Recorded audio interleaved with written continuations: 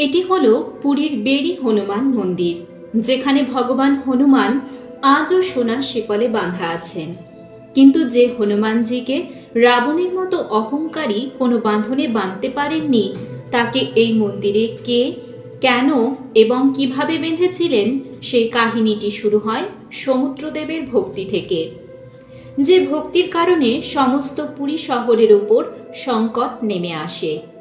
সমুদ্রদেব তার ভক্তিতে এতটাই মগ্ন ছিলেন যে তিনি ভগবান জগন্নাথ দেবের শ্রীচরণ স্পর্শ করার জন্য বারবার তার বিনাশকারী প্রবাহের দ্বারা সমস্ত শহরকে তছনছ করতে থাকেন।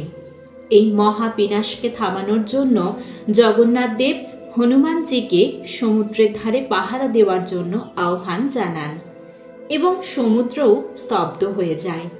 কিন্তু তা ছিল ক্ষণস্থায়ী। ভগবান জগন্নাথ একটি কথা তো ভুলেই গেছিলেন।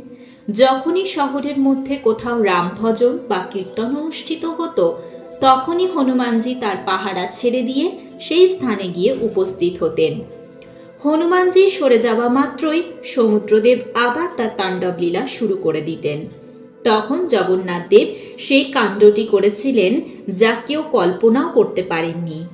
জগন্নাথ দেব নিজে সেই সমুদ্র তটে আসেন ও হনুমানজিকে বলেন যে তোমার এমনই শক্তি, তোমাকে কেউ বাঁধতে পারবে না, তাই আজ আমি স্বয়ং তোমাকে কর্তব্যের বাঁধনে বেঁধে দিলাম।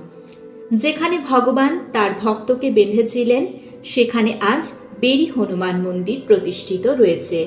কাহিনীটি আপনাদের কেমন লাগলো তা আমাদের কমেন্ট করে অবশ্যই জানাবেন। ভালো লেগে থাকলে একটি লাইক করবেন। ভিডিওটি দেখার জন্য আপনাদেরকে অসংখ্য ধন্যবাদ।